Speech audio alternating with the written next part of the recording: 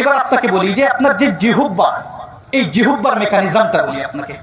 What is the mechanism of accepting test? অর্থাৎ এই পৃথিবীতে আল্লাহ তাআলা মানুষের খেদমতের জন্য হাজার রকমের খাদ্য পাঠিয়েছেন না? এবং প্রত্যেকটা খাবারের টেস্ট আলাদা আলাদা রকম না? আচ্ছা, তো আল্লাহ তাআলা বলছেন যে আমি যে তোমাদেরকে একটা জিহ্বা দিলাম, এই জিহ্বাটা নিয়ে ভাববা না?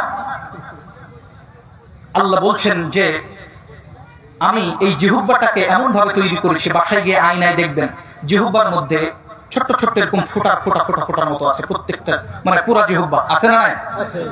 এটাকে বলা হচ্ছে দ্য অ্যাকসেপ্টর অফ টেস্ট।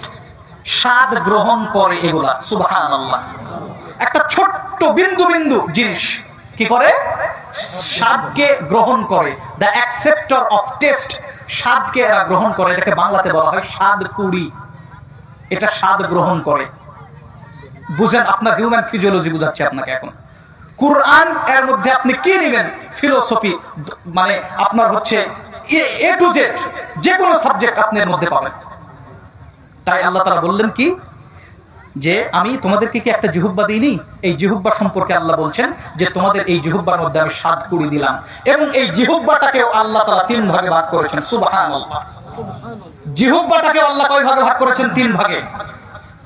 একটা অগ্রদিক, মাঝখান এবং শেষের দিক। এই তিন জায়গায় তিন রকমের স্বাদ আল্লাহ তাআলা গ্রহণ করেন। সুবহানাল্লাহ বলেন। আপনাকে যখন লবণ পরীক্ষা করতে বলা হয় তখন কি করেন? চেখে দেখেন কোন টাকা দিয়ে? সামনের দিক দিয়ে। তাহলে জিহ্বার সামনের অংশটুকু কি করে? দ্য সল্ট টেস্টকে আপনার রিকগনাইজ করে, চিনে। সল্টি টেস্ট, লবণাক্ততাকে কি করে? সে চিনে সামনের অংশ, জিহ্বা। সুবহানাল্লাহ। এরপরে মিষ্টতাকে রেকটিফাই করে, আইডেন্টিফাই করে, রিকগনাইজ করে কোনটা? The middle part of your tongue. আপনার জিহ্বার মধ্য অংশটা আল্লাহ তাআলা মিষ্টতা বুঝার জন্য দিয়ে দিয়েছেন। সুবহানাল্লাহ। এবং টক, যে টক ভাবটা আপনার আছে, এটা জিহ্বার শেষ অংশ থেকে আল্লাহ তাআলা সেখানে সেই রিসেপ্টর দিয়েছেন, যেই রিসেপ্টর দিয়ে টকটাকে রিকগনাইজ করা যায়, চিনা যায়, বোঝা যায়। সুবহানাল্লাহ। এবং দে আর হেল্পিং ইন ইউর মাস্টিকেশন।